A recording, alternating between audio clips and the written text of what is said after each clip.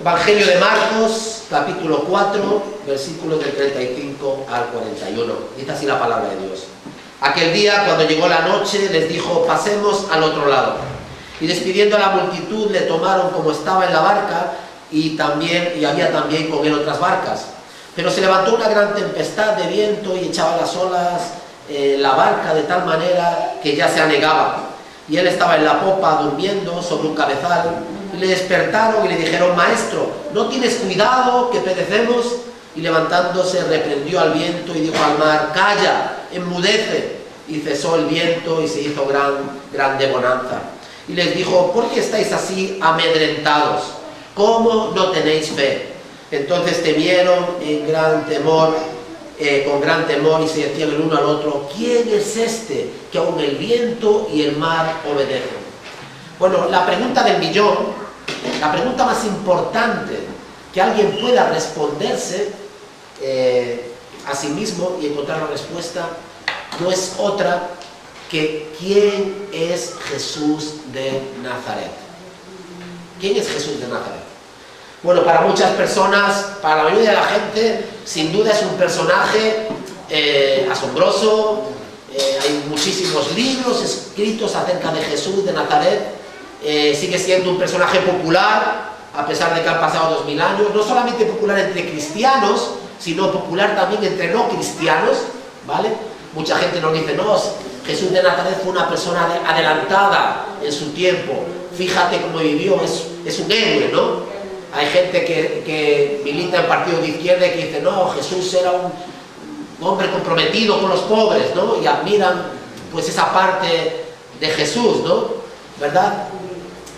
Jesús sigue siendo un personaje popular, pero lo importante acerca de Jesús de Nazaret es quién es realmente, ¿vale? ¿Quién es realmente? ¿Es Jesús solamente un maestro moral? Quizá el maestro y filósofo más importante de toda la historia de la humanidad. ¿Es solamente eso, un maestro, un filósofo? ¿Es Jesús un hombre adelantado efectivamente a su tiempo, que se enfrenta con las estructuras del poder?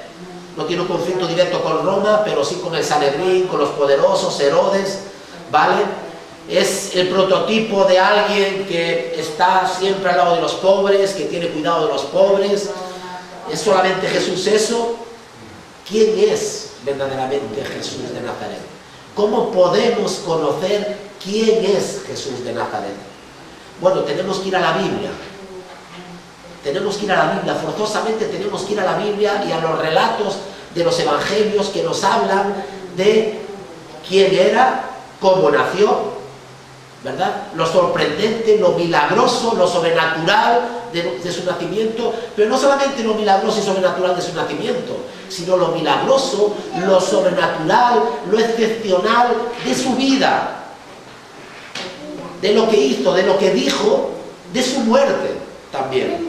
Lo excepcional, lo sobrenatural, lo sorprendente, lo único, hablando de que no hay otra persona que haya dicho de sí mismo lo que él ha dicho de sí mismo, ni que haya tenido la vida que él ha tenido, Jesucristo de Nazaret, ¿no? Esta es la pregunta que Marcos quiere responder todo el rato, y hacer que los que escuchan y los que lean el Evangelio lleguen a una conclusión acerca de quién es Jesús de Nazaret. Y creo que cuando predicamos el Evangelio, el gran reto para predicar el Evangelio no es hablarle de lo que la Iglesia hace, deja de hacer, lo que nosotros queremos acerca de este tema, acerca del otro tema, porque hay diferentes, muchas veces, sensibilidades, ¿no? Lo que la Iglesia tiene que predicar es el Evangelio del Señor Jesucristo. ¿Qué es eso? Es descubrir a las personas que no hay otro camino, que no hay otra verdad que nos pueda llevar a Dios, al Padre, que no sea el Señor Jesucristo, que no hay vida en mayúsculas fuera de Él, ¿vale? El Evangelio tiene que ver no con una serie de normas morales, no con un código moral, no con un código de conducta, sino tiene que ver con una persona. Por eso hablamos del Evangelio ¿de quién? Del Señor Jesucristo, ¿vale? Es curioso es curioso que uno puede pasar tiempo con el Señor, pero carecer todavía del conocimiento suficiente del Señor, de quién es, ¿no? Y es lo que le pasa a los discípulos. Los discípulos ya llevan un tiempo con Él, pero en este pasaje se van a preguntar y van a decir, ¿quién es este? ¿Quién es este? Entonces, cuando llevamos tiempo en el Señor o venimos a una iglesia por cierto tiempo, podemos asumir que ya conocemos, ¿no?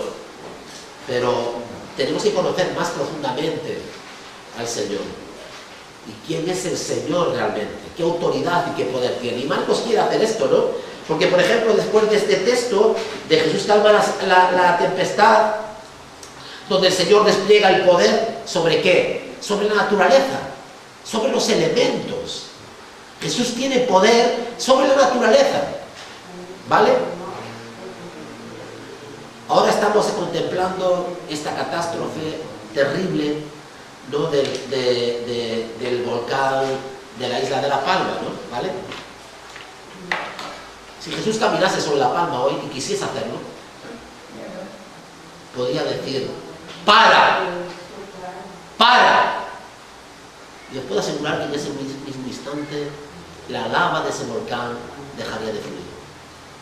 Es lo que esta historia nos dice, que Jesús tiene poder sobre los elementos de la naturaleza, sobre la creación. Le obedecen, están sujetos a Él. Porque en medio de esa barca se levanta y dice, cesa, viento, cesa, tormenta, y se hace gran bonanza. Deja de haber olas y la tormenta cesa. ¿Por qué Jesús no hace eso hoy en día? Bueno, porque Romanos 8, capítulo 8, si lo leéis en casa, nos dice que la naturaleza gime como con dolores de parto, esperando que, anhelando que la venida gloriosa de los hijos de Dios. Entonces, ahora estamos en un momento donde la naturaleza gime por causa del pecado, como una madre que está teniendo dolores de parto y que va a dar a luz, y eso es parte de ese proceso, ¿vale? Del parto.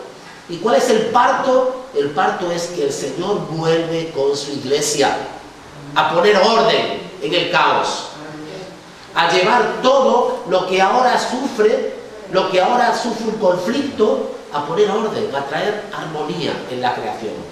Porque lo que ha roto la armonía en nuestras vidas, en la creación, es el pecado que ha sido introducido. Génesis capítulo 3, ¿vale? Y entonces lo que vemos es que el Señor tiene autoridad, la tiene ahora mismo. No la ejerce porque no quiere, pero Él podría. Y este pasaje nos habla de su autoridad sobre la creación y todo lo creado. Todo lo creado.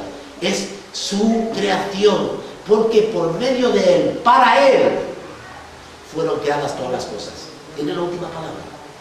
Y fijaros, no solamente que Él tiene poder y autoridad sobre todo lo creado, sino que en el capítulo 5, lo vamos a ver el domingo que viene, tiene poder sobre las huestes, sobre las potestades y las autoridades de las tinieblas, sobre los ángeles que se rebelaron contra Dios antes de la fundación del mundo, esa tercera parte de los ángeles que cayeron y que vienen a robar, matar y destruir, y que tienen esa labor entre nosotros en el mundo en el que vivimos, ¿no? ¿Vale? Pues también Él tiene autoridad. Y vemos que cuando Jesús se acerca a alguien que está poseído, que está endemoniado, esos demonios tiemblan y dicen, Jesús, hijo de David, ¿qué tienes contra mí? ¿Qué quieres de mí? ¿Verdad? Porque no solamente el Señor tiene autoridad y potestad sobre la creación que vemos, sino también sobre la creación que no vemos, sobre los ángeles, los potestades y los principados. Hay un mundo espiritual que tú y yo no vemos, pero que nos rodea, que está aquí. Él también tiene autoridad sobre esas criaturas angélicas que no vemos, ¿vale? Que han caído de la gracia, digamos, que han caído, ¿verdad? Y no, ahora no reciben o no tienen ningún favor de parte de Dios, el Padre.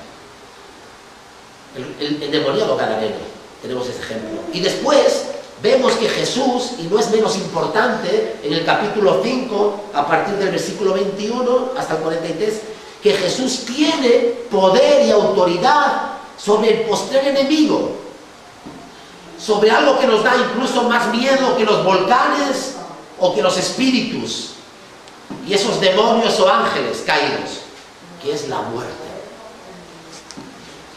¿Qué es lo que le causa más ansiedad, preocupación al hombre? Sino su propia muerte, la no existencia, dejar de existir. Bueno, pues Jesús tiene poder sobre la muerte. Y en la cruz ha destruido a ese postrer enemigo. Él ha resucitado entre los muertos. La muerte no ha podido retenerle. Y vamos a ver cómo resucita a quién, a la hija de Jairo. Estaba muerta, pero el Señor con una sola palabra puede resucitar a los muertos, como hizo con la hija de Jairo, como hizo con su amigo Lázaro. Lázaro, sal. Y si no hubiese dicho Lázaro, hubiesen salido todos los que estaban en sus tumbas y en sus féretros. Tal es el poder de la palabra del Señor. Tiene poder, autoridad sobre la naturaleza. Tiene poder y autoridad sobre la creación que no podemos ver, espiritual. Tiene poder y autoridad sobre la misma muerte. ¿Quién es este? No han visto nada todavía, porque les queda todavía que ver quién es Jesús. Este es al Jesús al que servimos. Este es al Jesús al que venimos en esta mañana a adorar, ¿verdad? Ese es el Jesús al que hemos comprometido, con el cual hemos comprometido nuestras vidas. Es el Señor de nuestra vida, es el Salvador de nuestras almas. Cuando los discípulos toman al Señor en la barca y le hacen entrar en la barca, le toman tal y cual es, ¿no? Después se sorprende, ¿quién es este? ¿Quién era Jesús antes de entrar en la barca? ¿Cuál es el tropiezo que muchas personas tienen con Jesús de Nazaret? Pues la mismo tropiezo que tenían en su tiempo. ¿No es este el hijo de José el carpintero? ¿Este no come como nosotros? Si le pisas, no le duele, no llora como nosotros, no siente como nosotros, no es uno más entre nosotros. Sí y no. Sí y no. Claro que sí. Jesús era uno más. Comía como nosotros, trabajaba con sus manos, se ganó el pan con el sudor de su frente hasta los 30 años. Fue un hijo como los demás, había jugado como los demás en el patio, al fútbol o lo que fuese en aquel tiempo, ¿vale? Era uno entre los demás, pero era especial. No había nacido como los demás, no iba a vivir una vida como la vida de los demás. El fin de sus días no sería como los demás, ¿verdad? En una cama rodeado de su familia. No, no, no. Él es excepcional. Jesús era verdaderamente hombre y había una necesidad de que fuese así. El hombre que entra en la barca es un hombre como ellos y es un hombre que está cansado después de estar ayudando, orando, sanando a las personas que venían por cientos cada día a verle. Cada día venían cientos de personas para buscar a Jesús. Jesús no paraba, y cuando entra en esa barca está cansado y se recuesta, ¿vale? Porque es un hombre como tú y como yo, de carne y hueso, cansado, agotado. Pero como descubrimos en este pasaje, es mucho más también, mucho más que un hombre, ¿verdad? Pero ¿cómo nos ayuda a nosotros la humanidad de Cristo? ¿Cómo nos ayuda a nosotros tener el concepto de que ese hombre que entra en la barca es un hombre como los demás? Es un hombre que se cansa y es un hombre que está agotado físicamente y que está durmiendo cuando la tormenta se levanta. ¿Cómo nos ayuda eso? ¿Cómo nos ayuda a contemplar la humanidad de Cristo? Que Cristo es un hombre. ¿Cómo te ayuda a ti y a mí Bueno, si no hubiera sido por esta realidad, si no hubiera sido por esto, yo nunca hubiera sido cristiano. Porque a mí lo que realmente me impactó es que este que era hombre, verdaderamente hombre, era al mismo tiempo verdaderamente Dios. Esta fusión, digamos, ¿no?, de estas dos naturalezas, humana y divina, en la persona de Cristo, es algo que realmente me impactó. Que sea hombre, ¿cómo nos ayuda en nuestra vida? ¿Dónde está el consuelo, el ánimo para ti? Pues mira, si Dios nos hubiera humanado nunca, si hubiese enviado un ángel, si hubiese hecho un milagro desde el cielo para perdonar nuestros pecados, si nunca hubiera sido hombre, tú nunca podrías identificarte con Él. Nunca. ¿Cómo nos identificamos con Dios? ¿Cómo Dios sabe y conoce realmente la experiencia humana? Pues haciéndose hombre. Si Dios nunca se hubiera hecho hombre, tú podrías preguntarle con razón a Dios, ¿qué sabe Dios de mi soledad? O de mi tristeza, o de mi ansiedad ante la muerte, o de mi tentación y mi tribulación. ¿Qué sabe Dios? Si Dios estará en algún lugar del universo, ¿verdad?, rodeado de sus ángeles, con todo poder, con toda autoridad, pero Él, ¿qué sabe de mí? ¿Qué sabe de sus criaturas? De las miserias, de las estrecheces de la vida, de los problemas, de nuestras congojas, de nuestras lágrimas, de nuestros conflictos. ¿Qué sabe Dios? Nada. O lo sabrá teóricamente, de forma teórica, ¿verdad? De forma teórica. Porque ¿cuándo sabes tú lo que otra persona ha pasado? Cuando lo pasas. Porque yo puedo entender cuando alguien, por ejemplo, pues pasa por un trance del cáncer, ¿no?, ¿vale? Y está con quimioterapia, y yo he visto a personas, he tenido que hablar con ellas, y animarlas o acompañarlas. Todos nosotros tenemos esa experiencia, ¿vale? Pero tú no sabes lo que ha pasado esa persona.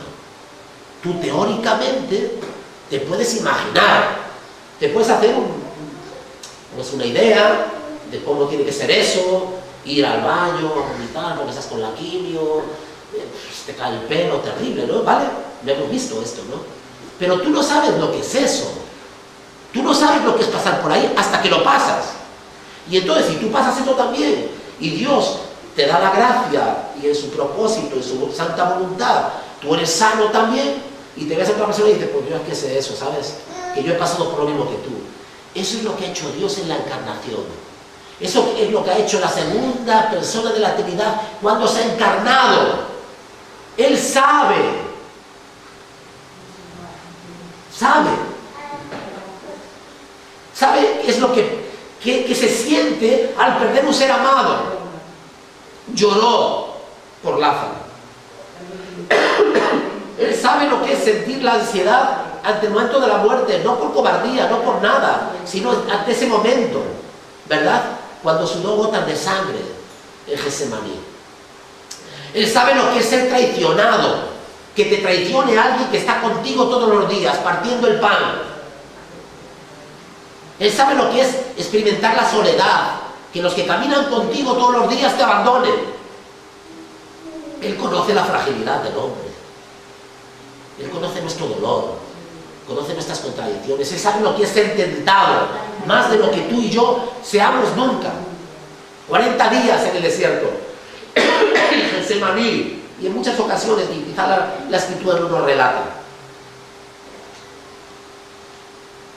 Él sabe lo que no es tener, lo que es no tener nada, porque el Señor, siendo rico, se hizo pobre. Y esos últimos 3 años no tenía nada. Tenía unas sandalias y una túnica, no tenía nada más. Esto mismo que os cuento ahora es lo que me llevó a mí al Señor. Pensar esto. Pensar que si Jesús es Dios, que si Él se humilló así, por amor a nosotros, no hay nada ni nadie, ninguna causa, ninguna persona a la que nosotros debamos servir que no sea Él.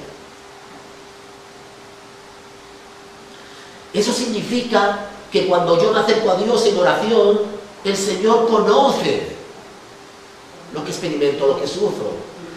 me conoce mejor que yo mismo, ¿me entendéis? No hay nadie sufriente, no hay nadie en el mundo que pueda decir, Dios no sabe, Dios no entiende, Dios no conoce. Mentira, no es verdad.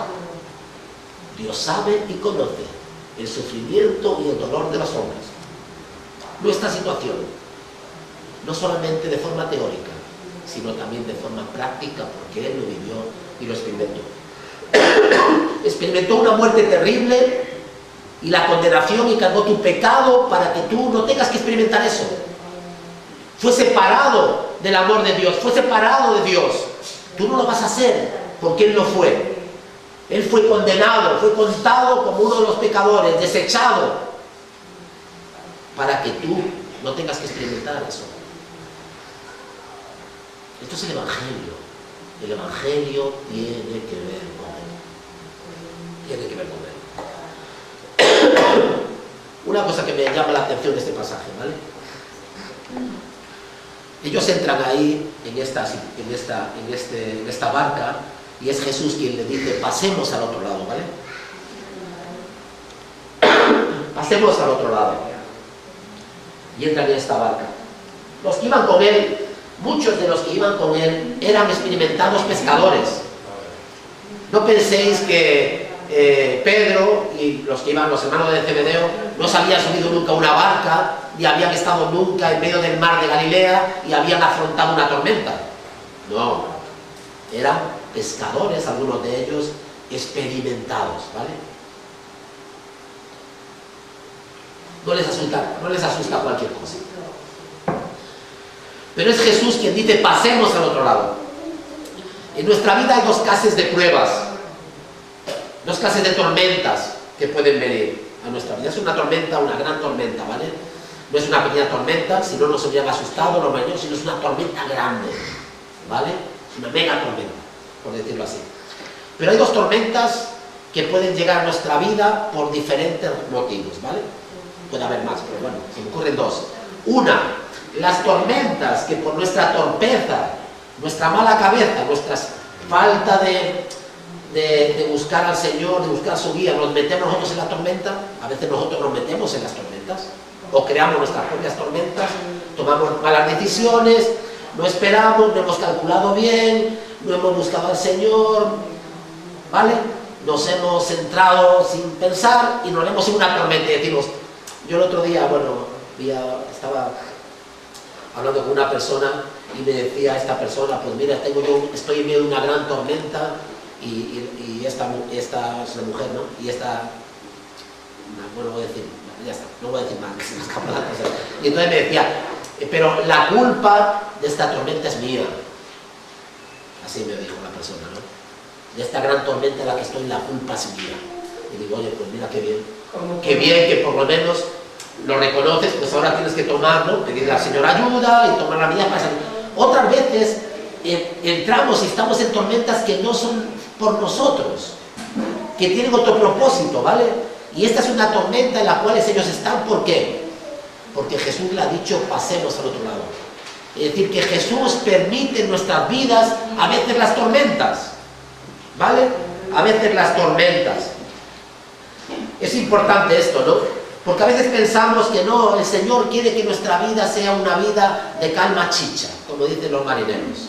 Te montas en tu barquita y en el lago vas por allí y dices, oye, qué bonito, miras, bueno, me voy a bañar. No, en nuestra vida hay calma chicha, pero a veces hay tormentas porque son necesarias.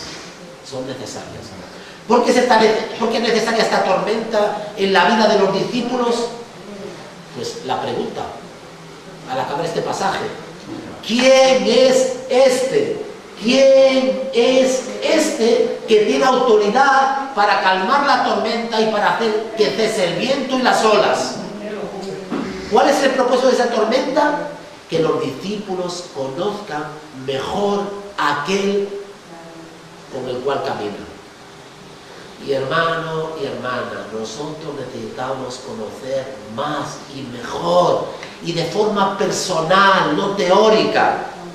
Y entonces, ¿cómo se aprende de forma práctica? Practicando. Una cosa es decir, no, el Señor provee. Sí, pero hasta que te ves en la necesidad, hasta que no tienes y dices, Señor, no tengo, Señor, provee. Igual estás ahí y después el Señor provee y dices, el Señor provee. El Señor provee.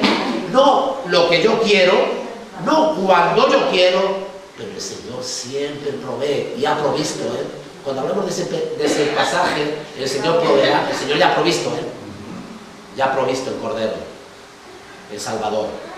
Pero el Señor tiene misericordia y provee también a veces para nosotros lo material, ¿verdad? Señor, dame paciencia. ¿Cómo te va a dar paciencia si no tienes una tribulación? Para ejercerla en la práctica, ¿verdad?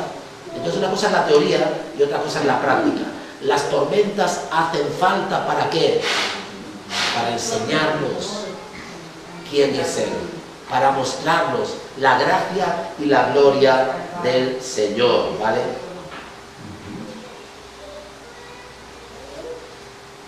¿Qué pasa en medio de la tormenta? ¿Qué pasa en medio de la tormenta? ¿Qué pasa cuando algo sucede en tu vida imprevisto, que no estaba, que no lo esperabas y que te sorprende? Porque dices, yo soy cristiano, yo he comprometido mi vida con el Señor, yo sigo al Señor, ¿cómo me pasa esto? Oye, tenemos hermanos cercanos, no voy a mencionar nombres, que han sido fieles, que han amado al Señor, que han sido comprometidos y que están pasando por pruebas duras en su vida. Duras, muy duras. Teníamos a Miguel, trapero, y tenemos a Julia, ¿verdad? No sabemos cuánto es consciente ella de su situación, pero hemos tenido a Miguel trapero, ¿verdad? Aquí también. Siempre años, con problemas, que si no era su hígado, que si era el azúcar, que no, el hombre estaba ciego, ¿no? Y dice, no, es que a usted le falta fe. ¿Cómo te atreves a decir eso?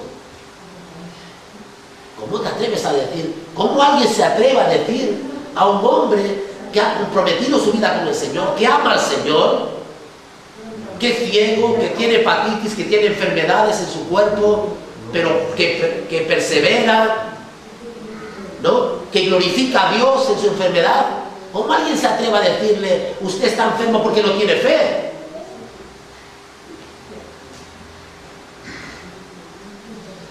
No, el Señor ha permitido esa tormenta en su vida. Es lo que hay que entender. El Señor ha permitido esa tormenta en su vida. Y el propósito de esa tormenta en su vida es para que Él conozca más al Señor. Eso no lo digo yo, pero eso nos lo ha dicho Él a nosotros. Miguel, muchos le conocéis, él llegó a decirme, mira, yo doy gracias a Dios. Yo claro que he orado para que el Señor me sane. Y el Señor no ha querido sanarme. Pero después el Señor me ha dado a comprender, a entender por qué sufría yo esta tormenta que se ha quedado conmigo durante mi vida, ¿vale? Y él me dijo, mira, yo después he tenido tiempo para servir al Señor, he escrito un libro, he servido a la iglesia, he sido anciano aquí, puedo hablar a la gente y decirle, fíjate, hay una tormenta en mi vida, pero yo amo al Señor, el Señor es bueno, el Señor me cuida, el Señor me ama. ¿Os dais cuenta del testimonio poderoso que es eso? ¿Os dais cuenta del testimonio poderoso de aquel que está en medio de la tormenta y dice, Señor, ¿qué pasa? Que nos morimos, ¿no te importa? ¿Y qué tiene que decirle, Señor? Qué poca fe tenéis. ¿Cómo no le va a importar al Señor? Pero no está el Señor en la barca con ellos. ¿Qué crees? ¿Que el Señor en medio de las tormentas y de las pruebas se va y nos deja? Él está en la barca. Y mientras Jesús esté en la barca, nunca se hundirá. La puede zarandear el viento, puede parecer que se hunde, puedes perder toda la esperanza, toda la confianza, pero tu barca, tu vida, mi vida, nunca se va a hundir. Porque está contigo aquel que tiene toda autoridad. Aquel que es Señor sobre todas las cosas. Pero ¿cómo somos? Somos como nuestros discípulos, ¿verdad? Señor, pero no echas cuenta de que nos hundimos. Ay, hombres y mujeres de poca fe tenemos. Muchas veces, ¿no? Recuerda esta mañana, recordémoslo todos esta mañana. Aquel que murió por ti en el Calvario. Aquel que no dijo te amo, pero ya entregaré, ya haré algo que no me cueste tanto para mostrarte tu amor, mi amor por ti. No, aquel que te dijo te amo, y porque te amo y no lo mereces, ni me amas así, voy a morir por ti. Aquí estoy, mírame, ves mi sangre, ves mi cabeza coronada de espinas, ves mis manos y mis pies traspasados, ves la soledad en la que me encuentro, ves la soledad profunda y el sufrimiento al cual me he expuesto por amor a ti. ¿Lo ves? Pues si hago esto por ti, ¿cómo no voy a cuidarte? ¿Cómo no voy a velar por ti? ¿Cómo en los momentos más difíciles de tu vida, en medio de las tormentas más difíciles y las tormentas más poderosas, cómo no voy a estar contigo si te he amado de tal manera? Jesús nunca nos abandona. Recordad esto, los que abandonamos al Señor somos nosotros, los que tenemos que volver a redescubrir al Señor y decir, ¿quién es este que puede hacer esto? ¿No? ¿Quién es Jesús? Fíjate su poder, fíjate su amor, fíjate su misericordia, fíjate su compromiso conmigo, que yo soy infiel muchas veces y Él es fiel. Señor, haz algo que perezco. Yo estoy aquí. El Señor se levanta y hace calmar las olas y el mar.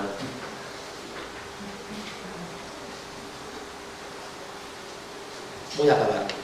Cada prueba en nuestra vida, cada tormenta, podemos hacer dos cosas, ¿verdad? Podemos quejarnos, desanimarnos, hundirnos hasta que el Señor, después de su misericordia, venga a animarnos y levantarnos, o podemos conocerle a Él más en su gloria, conocerle más en su gloria. En medio de la prueba, Él tiene poder, no solamente para hacer desaparecer la tormenta, que lo hará en su momento, pero en medio de la tormenta tienes la oportunidad maravillosa de recordarte a ti mismo que el que está contigo tiene poder para hacer lo que quiera. Si la tormenta permanece, Señor, tú sabes todas las cosas, ¿verdad? Si le disipa la tormenta, puedes glorificarle por su poder. Pero todas las cosas en nuestra vida obran para bien. Cuando nos quejamos de la vida que tenemos, de las circunstancias que afrontamos, de la prueba que ha venido, de la tentación que tenemos, ¿qué estamos diciendo? Señor, ¿no tienes cuidado de mí? ¿Me has dejado? ¿Ya no me amas? ¿Dónde estás? ¿No tienes poder? ¿No puedes hacer nada? Claro que puede. Está sentado a tu lado, está en la barca.